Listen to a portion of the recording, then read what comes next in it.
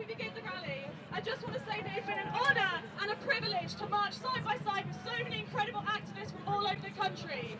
I went on my first Free Education demo in 2014, and it's amazing to think about how much we've come on as a movement since then.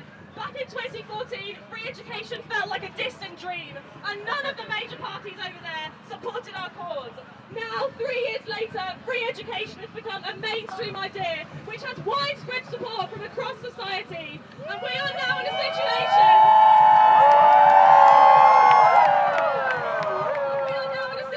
where free education is a central Labour Party policy, and the leadership of that party are giving their endorsements to grassroots demonstrations such as this one.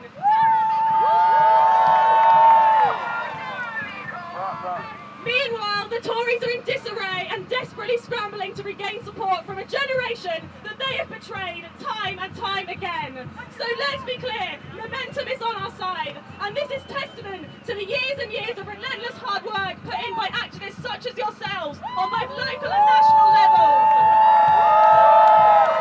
Now is the time to build on that momentum and develop a mass movement that no politician over there can ignore. Because we won't get free education by sitting back and asking nicely. We'll get it by continuing to organise and agitate for it on our campuses and on the streets, and we will win! What do we want? Free education! When do we want it? Now! What do we want? Free education! When do we want it? Now! What do we want? Free education! When do we want it? Now! Without further ado, I'm going to introduce our first speaker, Justine from the National Campaign Against Fees and Cuts. Give it up!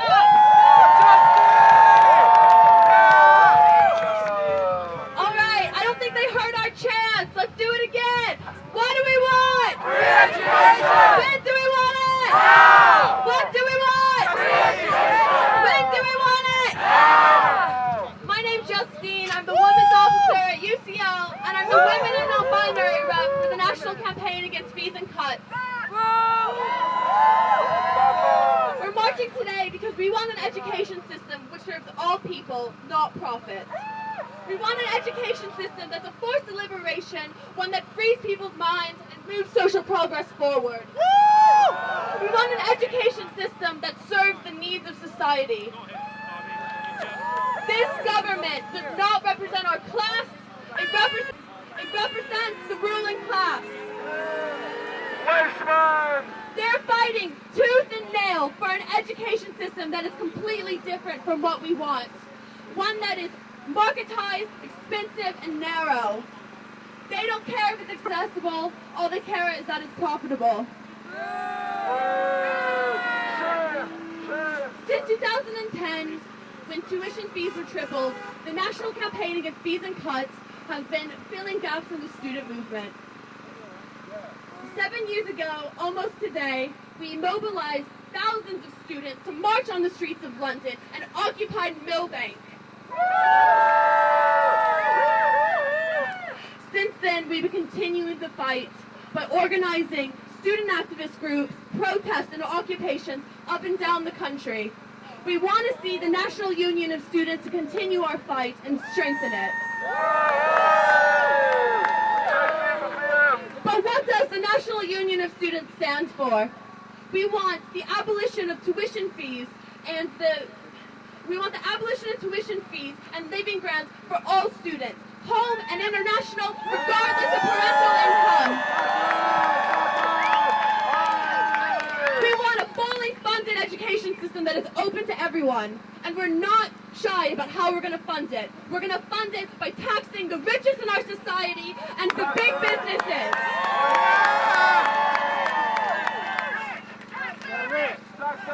We believe universities should be democratic.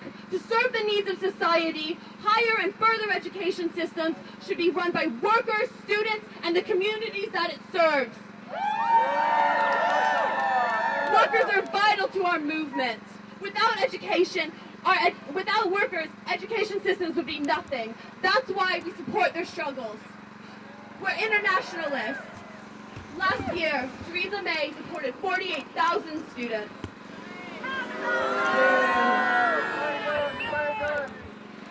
Racist and violent borders must be dismantled. There should be no distinction between international and home students.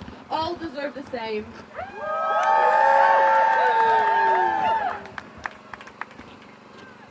Free education is within our reach. It's becoming a reality across the globe, from New Zealand to South Africa. But they're not going to just give us free education. We have to take it from the rich. We can do this. We can do this by organizing grassroots activist groups of students and workers in every workplace, in every campus, up and down the country, to use direct action to fight for what we want, which is an education system for the masses, not the ruling classes. What do we want? When do we want it? What do we want? When do we want it? Thank you, Justine. Give it up for Justine. So as Justine says, student-worker solidarity has to be absolutely integral to the success of this movement. And we support workers' struggles, not just within higher education, but beyond as well. So I'm very, very excited to introduce our next speaker, Max from IWGB. To welcome them, let's give a chant of students and workers, unite and fight! Students and workers, unite and fight! Students and workers, unite and fight! Thank you, Max. Thank you so much for having me. It is a total honour and a privilege to be here to tell you about our union. I'm the Vice President of a very small union called the IWGB.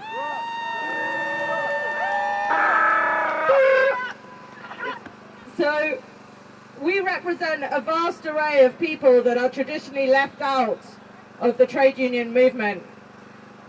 One of our biggest campaigns at the moment is the Senate House in-house campaign, as fashioned on my t-shirt. This is a campaign to end inequality and bring about justice and equality for hundreds of outsourced workers at the University of London, which is just up there next to UCL and SOAS. We have been waging strike after strike after strike at the university, where they're depriving people of their wages and put them on 0-hours contracts. And they basically have a two-tier system. All the academic staff and admin staff are all in-house. So they have access to really good pensions, really good terms and conditions. All the outsourced staff, like the caterers, the security, the cleaners, who are predominantly migrant and non-EU nationals, they're all on really bad terms and conditions. The time to end this is now. The time to get free education is now. We can't just sit around and kind of hope that someone else is going to do this for us. We have to do this, and we have to do it now for ourselves and for future generations. So join us on Tuesday when we say hello in a very big way to Princess Anne, who's coming to the University of London from 6 till 8 p.m. at Senate House. Everyone come along and do some more semi-direct action. Get creative. And please support this campaign, because this is a political choice by the employers and by the people sitting in that building to exploit workers and to exploit students and saddle them with debt and to push them further into poverty, to make them desperate enough to do what we want, do what they want.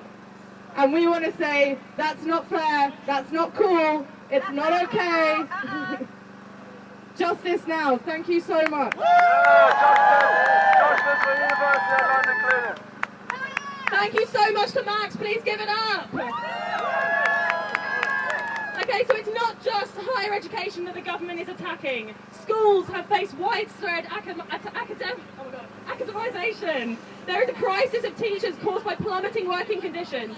Young people are bearing the brunt of Tory Britain, but the fight back is on. I'm now going to introduce a truly inspirational secondary school student and activist, if they're here. Secondary school, yes, oh wonderful, who has been doing so much for the demo. He's been helping mobilise at his school and all around parts of London. Please give your support for Hassan!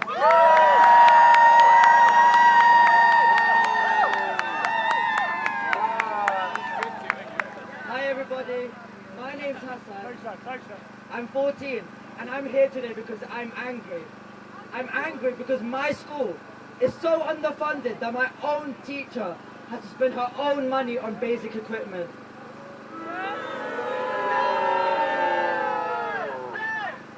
I'm losing my books, my pens, and most importantly, my teachers. I'm being squeezed by a system that wants to train us for exams, not to question why society is run by the few, for the few.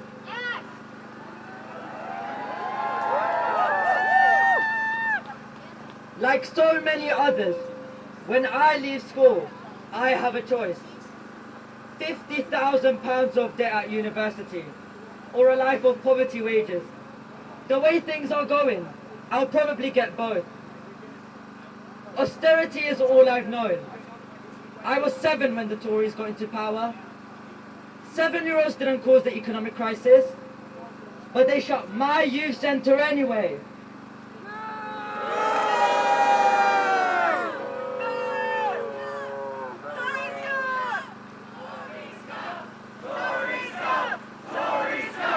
Tory scab! Tory scab! Tory scab! Tory scab! Tory scab! Tory scab! By 2020, my school will have had £400,000 of cuts a year and lost 8 teachers. Is this what we want? No! It's not hard to see that this government is launching an all-out attack on education in this country. It's the same government that is attacking higher education that is cutting my school's funding. I'm young, not stupid. I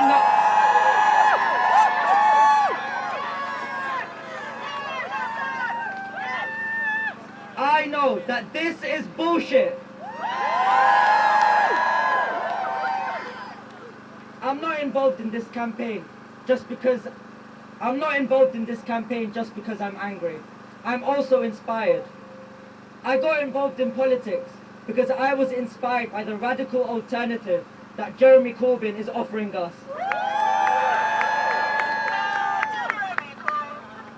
And I'm inspired by the thousands of people in front of me right now. We're all here to fight for everyone's right to properly funded, free and democratically run education. A national education service with no private schools, no academies and no debt.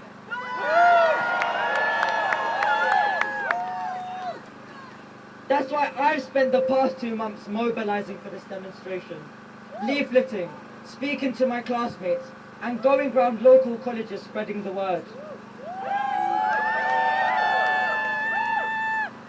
It will be 4 years until I'm old enough to vote Labour in a general election.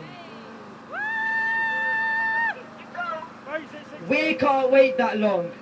In Lewisham, mass walkouts by secondary school students defeated plans to turn 3 schools into academies. We're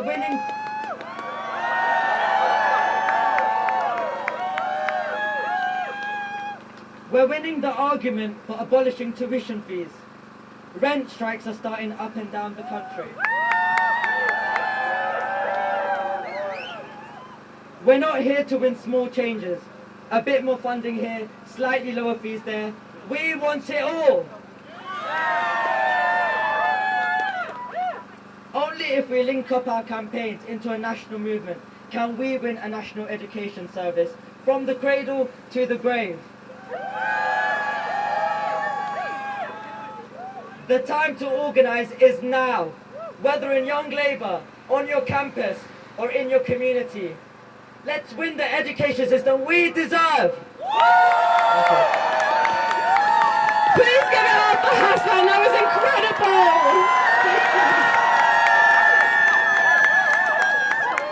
What an inspiring 14-year-old. I wish I was that cool when I was 14, my God. Okay, so next up, I'm incredibly excited to introduce Rhiannon Lockley, who is a further education teacher and a member of the National Executive Committee of UCU, the Lecturers Union. Please give it up for Rhiannon. Hello, I think my knees are now weaker and wobblier than this decrepit Tory government after getting up that ladder. But hello, students. UCU, stand stand with students in calling for free education. Education for emancipation, not a corporate service to provide minimal skills to allow the wealthy to build their profits. 20 years ago as a student, I marched with thousands against the imposition of tuition fees under the Blair government. I didn't pay fees because my family were on disability benefits, but 20 years on, even that tiny liberal compromise is gone. I've worked as an adult education lecturer in a further education college in the Black Country for 12 years. I've been privileged to share the journeys of hundreds of amazing students who've battled to get into the education system against increasingly difficult obstacles. I could tell you many stories about my amazing students. I could tell you about my student who was evicted at Christmas along with her 3 kids as a result of the bedroom tax. I could tell you about the student who took 2 buses with her autistic son daily to and from college because domestic violence cuts meant that was the closest refuge we could get her into. Or I could tell you about the student whose partner tried to throw her from the window of her high-rise flat while her 2-year-old son played on the carpets. Further education is often seen as a second chance education, but for my students there was never a first chance. They've battled to get past obstacles our privileged ruling class could not imagine in their worst nightmares, and yet their access to education and social participation is treated as a charity handout by our broken Tory government. Under Tory rule, 1 million adult learners have been shut out of education. We've seen the introduction of adult further education tuition fees, the snatching away of EMA, the misogynist, racist removal of ESOL funding, with a side helping of victim blaming as Cameron sabre-rattled about migrants who refuse to learn English. We've seen the endless cuts, redundancies and mergers, groaning class sizes and lecturers forced out of the jobs they love through life-destroying workloads that make it impossible to deliver the support our students deserve. We've seen the repeated victimisation of our UCU reps, suspensions and sackings, as inept managers without the backbone to stand up to a crumbling system turn on voices of dissent. One moment. Apologies. And we've seen the shameful introduction of the racist prevent strategy, with staff pushed to spy on students in the place where students should feel most open to express, explore and debate their ideas. We see escalating threats to the safety and rights of our migrant colleagues and students. No border belongs in education, except the frontier of knowledge yet to be explored. What all of this is an attack on our class, an attack on democracy. The Tories are frightened of critique and they'll do anything to stop free access to education out of fear that real accessible education means emancipation and the freedom to dissent. I'm proud to have marched with all of you students today, and I believe the national campaign against fees and cuts are today sounding the clarion call for what will become a winter of discontent. UCU are in the process of coordinating ballots across further education for national pay action, and our HE members have just smashed through the undemocratic TU threshold and are also poised to ballot on USS. Free education is possible, and we're on the doorstep of the most radical revolution our education system has seen in decades. We cannot sit and wait for it to happen. Solidarity and thank you to all of you students today.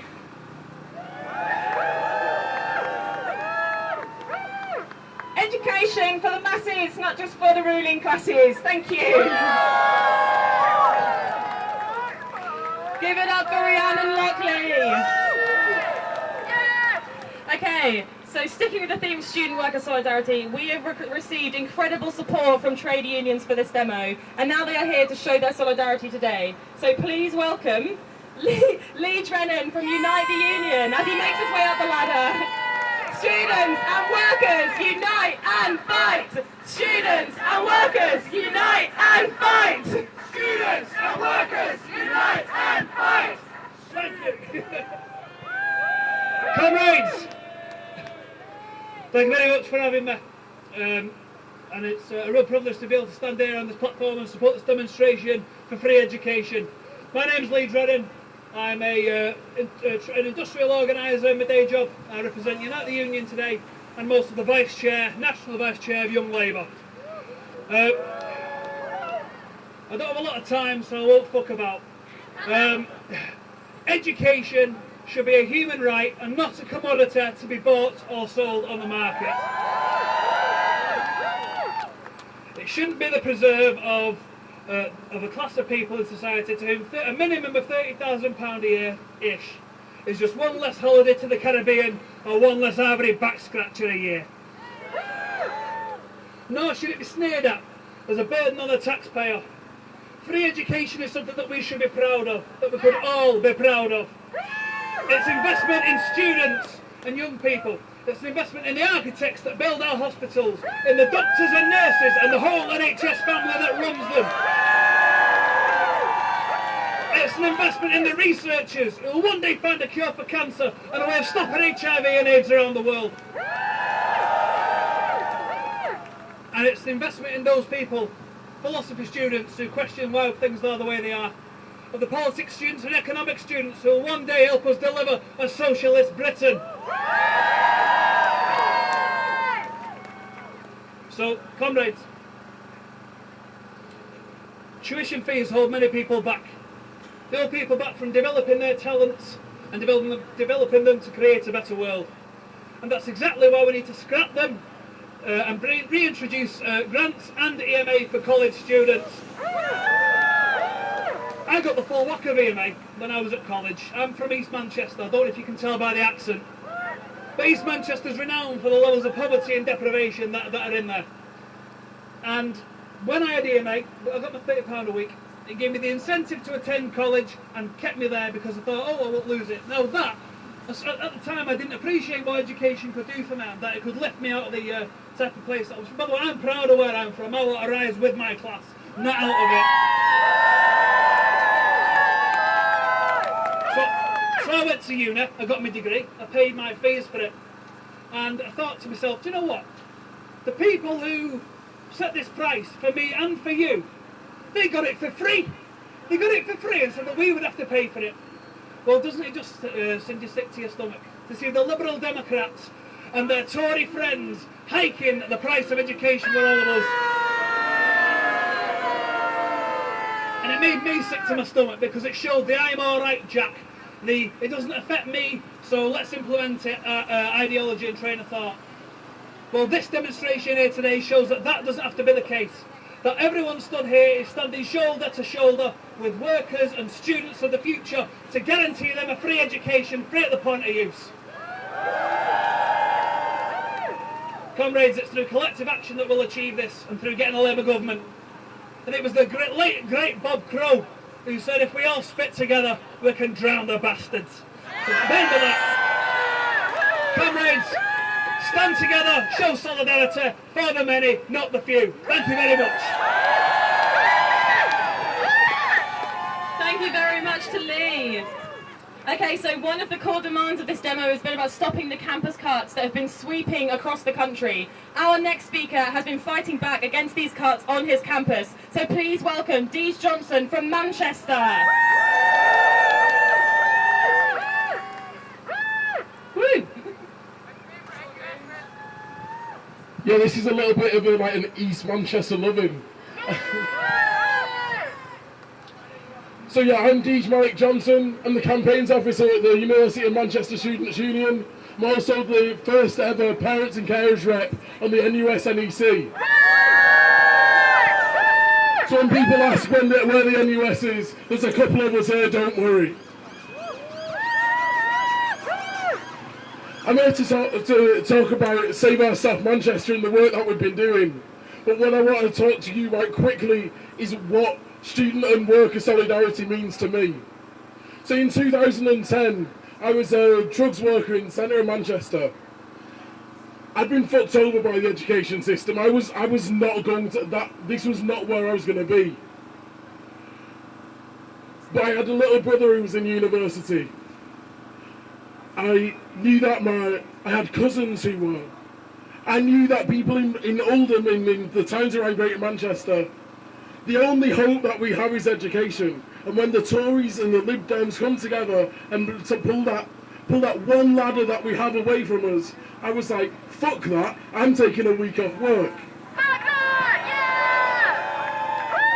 So we were at Millbank. We were marching down the same route that we took today. And I think what we need to remember is that workers are former students, workers are parents, workers are future students, because not too long after that, I ended up going to uni.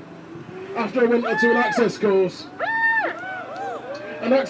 which no longer runs because these Tory bastards have cut funding for adult education. So I ended up at University of Manchester. It was amazing. It was life-changing. But at the same time, we found that fight that we had in social care was the fight that we have in education, and it's the fight which we must fight every single day. Because, comrades, when we were there, we had to fight to make sure that the cleaners didn't get laid off. And shortly after, we had to fight for the caterers. With student action and working alongside the trade unions, managed to save nearly 60 jobs in my second year. So at the end of last year, the university, the largest university in the country, that has over £1.5 billion in reserves, that makes an average of £30-odd million profit every single year, a university that pays its Vice-Chancellor £250,000. Well, they said they just didn't have any money to pay teachers. They said that they were going to lay off 170 teachers. They said that they were going to lower student numbers. They were going to artificially inflate their standings in the league tables by some backwards metric which says that if students cannot go, then that means that they're a better university. I say bum that. So we came together, so that we students and our exec and the UCU and Unite came together and started a campaign to fight, to make sure that the university knew that the students knew what they were doing, that knew that we were never going to accept what their actions were. It's not been easy, but we knew from the start. I'm looking at people now who were involved in that campaign, and I'm so proud to call you my friends and my comrades. We came together, and I'm going to wrap up now, but it's a long story short, the university is now no longer going to be making any compulsory redundancies. We've got them on the ropes. And if students and workers do unite, we can change the world, because the world is ours, comrades. Thank you so much to Deej. Give it up for Deej. Okay, so to win free education, we have to do more than just protests. We need serious organising which draws from the successful tactics of students of the past and forging our own for the future. So here to talk briefly about that, we have Stuart McMillan from the University of Sheffield and NCAFC. Please give it up for Stuart. Thank you. For many of us who've worked so hard today, the countless hours of organising, leafleting, door knocking, banner making, this demonstration feels like the end of something. But really it's only the beginning. We haven't won anything tangible today, so a demonstration can only ever be the beginning. The abolition of tuition fees, universal living grants, an end to campus cuts. How do we actually win these demands? What should we be doing when we go back to our campuses? How can we move the struggle forwards? There are no easy answers to these questions. Back on my campus in Sheffield, over the past few weeks, we've spent a lot of time talking to students, campaigning, selling coach tickets and mobilising for today. And what struck me, first of all, is the popularity of what we're talking about. So many students agree with us on the idea of free education, but in the same breath they'll say, I'm not sure what good a protest will do about it. So why are we here today? After all, we're not expecting Theresa May to look out her window and see us and change her mind on tuition fees and education funding. The demo is the beginning of something more. Today we come together and share a vision, but tomorrow we build on it. We need to go back to our campuses and organise. And crucially, to have power, our action must be directly disruptive. History gives us countless examples of this. Many students have come to identify their students' union with the building it's in, but this hasn't always been the case. For the first 10 years of its existence, Warwick Students' Union had no building whatsoever. Despite this, Warwick SU was one of the most politically active campuses in the 60s and 70s, organising protests, occupations and rent strikes.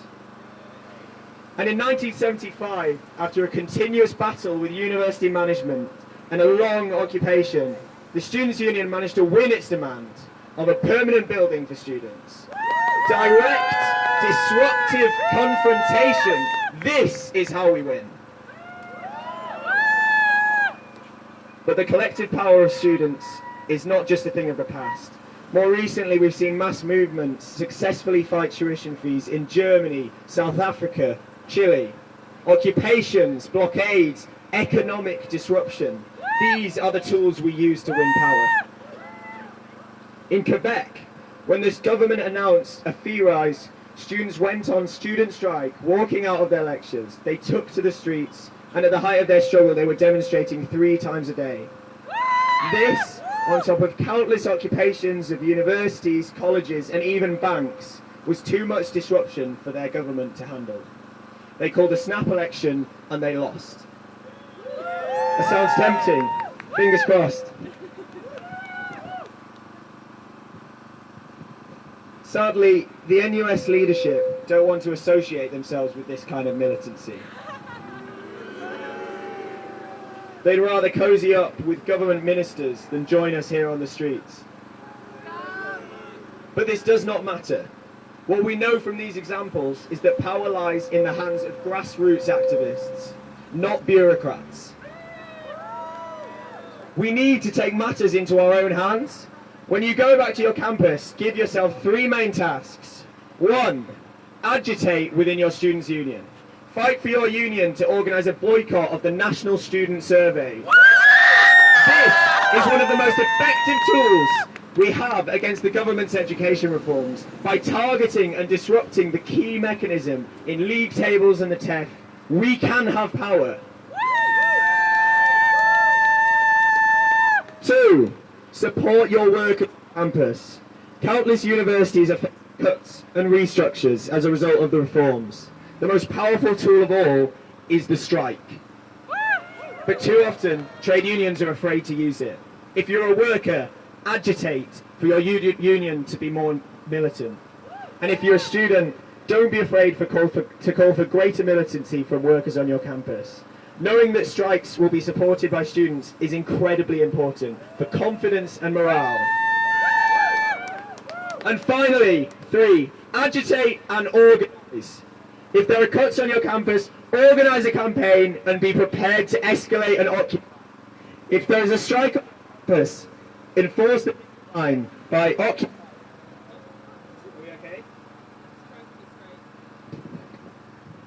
Target the administrative hubs, the central nervous system of any university. Always remember, when you are challenging entrenched, vested interests, only mass, disruptive action will win. If there is anything we take back with us from today, it's that we organise on our campuses. Because direct action gets the goods. Thank you. Thank you, Stuart. And before you go back to your campuses today, please do take some of these NCAFC bulletins. They've got excellent articles written by activists. We need to share our knowledge and build on that, take it back to our campuses and organise.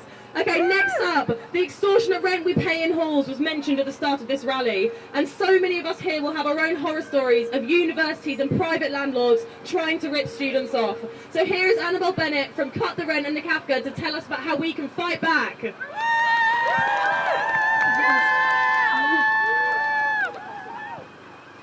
As we have heard from previous speakers, the free education movement is not just about the abolition of tuition fees. We have not marched for hours on a cold November day to demand a set of reforms to be gradually implemented over the next 5 years. We don't want to reform the education system. We want to radically transform it.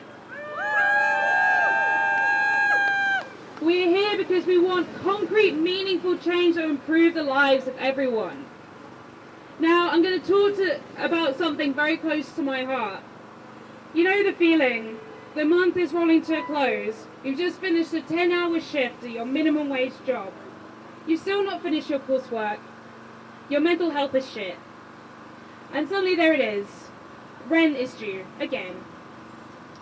You're paying extortionate amounts to live in a crap house, in a crap area, in a house with crap appliances. And you know what? There's someone making a living from ripping you off. And you know what? These are the people who are running our universities. The people who decide everything about our university life. And you know what? We've fucking had enough of it.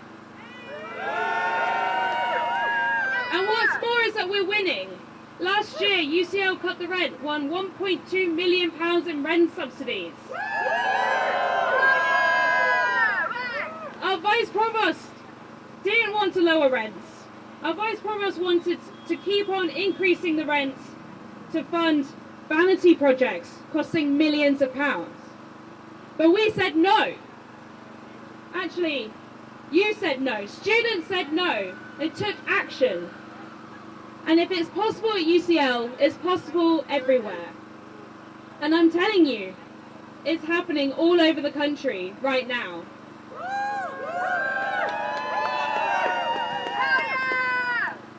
But let's be pragmatic, right? If we didn't have landlords, who would nick our deposit for no reason? If we didn't have a broken private rented sector, what would you do with 75% of your income? Rent is everyone's problem. So I doubt I only speak for myself when I say our lives are being crushed under its dead weight. The demand for rent is a major source of financial pressure, a key factor in sustaining poverty, and the main expense for students and non-students alike.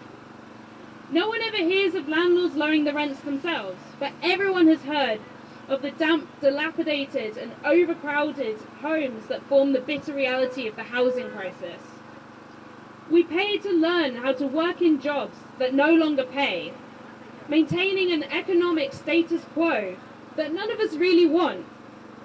As fees rise while bursaries and grants are cut, it's not uncommon to hear of friends who are working 2, maybe even 3 badly paid jobs just to afford the basic essentials of life: food, clothing, and accommodation. And it's little wonder the mental health crisis among students is escalating. And just because we're students doesn't mean we deserve poverty. So whenever we raise the banner of free education, we also raise the banner of universal living grants. Many say our generation is entitled. Fucking yes, we should be entitled. I'm not here to manage expectations. I'm here with everyone to demand what some people would say is impossible. But everyone is entitled to dignity. Everyone is entitled to a warm, safe home they can afford. And everyone is entitled to an education free of barriers, borders, and business. Look at how far we have come, and then do not be disheartened about how far we have left to go, because each step forward raises our expectations and brings us closer to making our imagination into a reality. When we find ourselves atomized, consigned to a lifetime of bad employment and worse debts, rising prejudice and environmental catastrophe, our movement offers a way not only to improve our everyday lives, but to build hope for a shared future. Thank you. Thank you so much to Annabelle. Okay, we're now on to our penultimate speaker of this rally, and I'm delighted to introduce Mark Crawford, who has not only been is an NCAFC activist who's not only put in so much work to organise this demo, but has also been running an incredible campaign on his campus at UCL for better mental health services, which is absolutely essential. So please give it up for Mark. Thanks. Today we have marched in our thousands for an education system which is free and accessible to everyone. We're united in our opposition to this government's marketisation agenda, an agenda that has nothing to offer the needs of our society. But the tuition fee regime doesn't only leave us with astronomical levels of debt and suck our lecturers and cut our courses, it quite literally makes us ill. There is a mental health crisis engulfing the higher education sector, and this government is to blame for it. They have to be held to account. Soaring student debt is looming over us. Those from working class backgrounds have had maintenance grants ripped away and now have to work, many hundreds of thousands of students have to work many part-time jobs just to get by.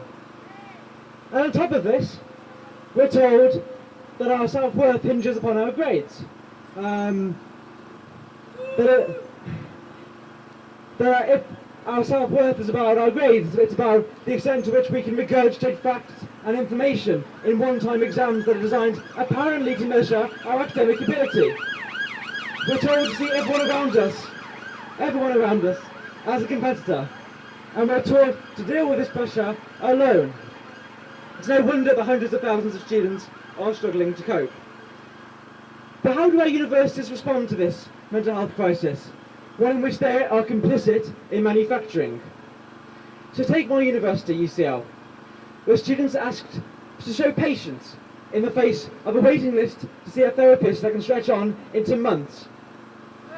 At the same institution, where the provost earns more, he pays himself more than would be required to properly fund all of our mental health services. It's a disgrace. And it's not just a disgrace, it's absurd, and it's an absurdity that is common in more or less every university in this country. And when we express concern with this strategy, that it might not be working, that students' mental health might not be improving in this way, what are we offered? So a few weeks ago on World Mental Health Day, UCL put some therapy dogs in the main quad, under the hashtag UCL Cares. Does it? I'm not convinced. Students are suffering as a result of jokes like this, and we have to fight back. That means taking the fight for better mental health support on our campuses, and it means launching bold, student-led campaigns as we're doing at UCL. But there is no question at all, none at all, that these campaigns have to go hand in hand with the ongoing fight for free education and living grants for all. Reducing counselling waiting times and pushing for better services is crucial. But ultimately we have to tackle the root cause of the problem. Because when you can't afford to pay for food, and you have no time to make friends or play sport because of work commitments, and you're so stifled by the pressure of your degree for which you paid £50,000, there's only a certain degree to which talking to a therapist can help. So let's be clear. Every single step we have taken today has been for a call to an education system that prioritises profit over people. An end to a system that prioritises profit over people, and we demand one that prioritises people over profit.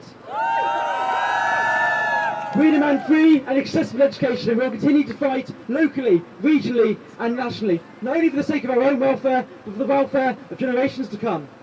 What do we want? What do we want it? Thank you, Mark. And now, to close the rally, I'm really excited to introduce Maisie Sanders, who's an incredible activist from the National Campaign and Cards. Please get up for a final speaker of the rally.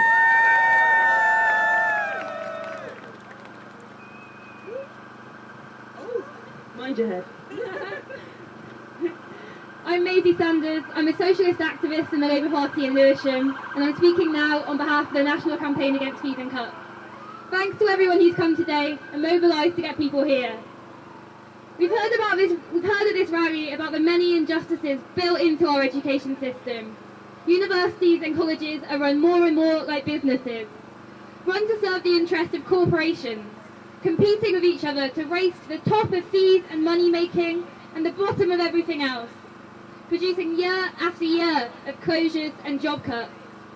Instead of being educated to explore the world or empower ourselves or serve society or make our lives better, we are trained to be more efficient workers to be exploited, and we can find a job when we finish. We're demonstrating today because we've got an alternative. We want free education for all students, whatever sector they're in and wherever they're from. With living universal grants for everyone.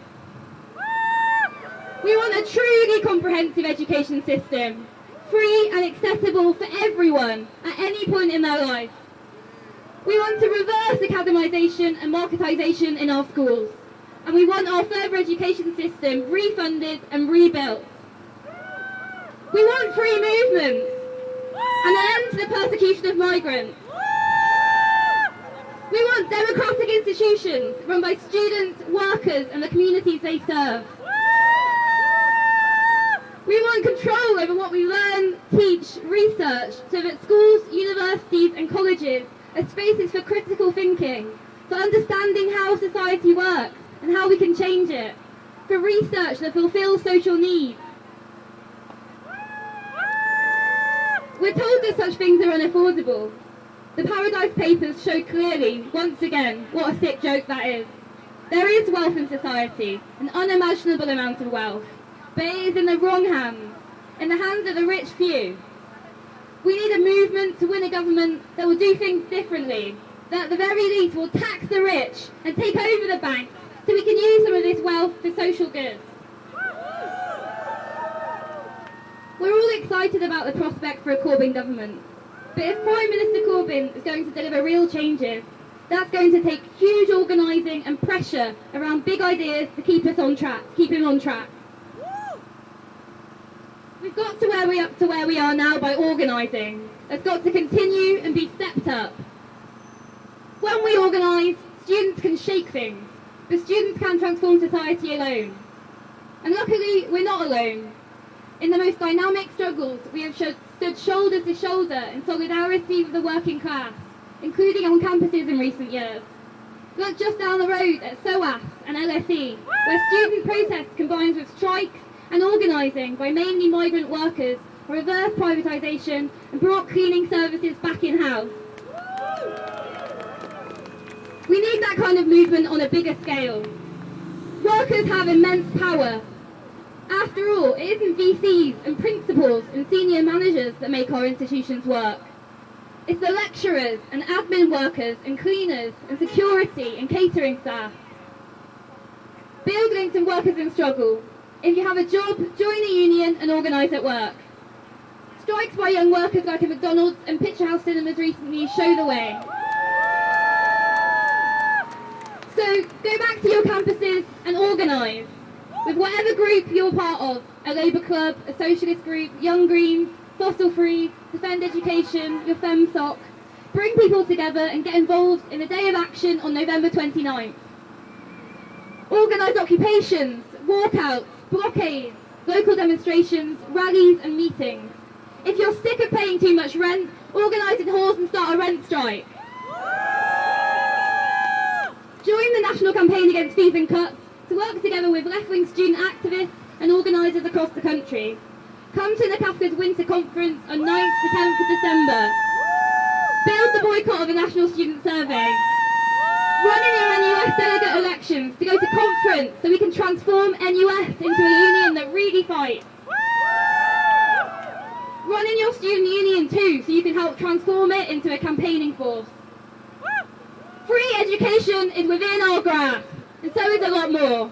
If we organise, educate and fight, we can win. What do we want? When do we want it? What do we want? When do we want it? What do we want? When do we want it? What do we want? When do we want it? What do we want? When do we want it? What do we want? When do we want it? Thank you so much for coming. Educate and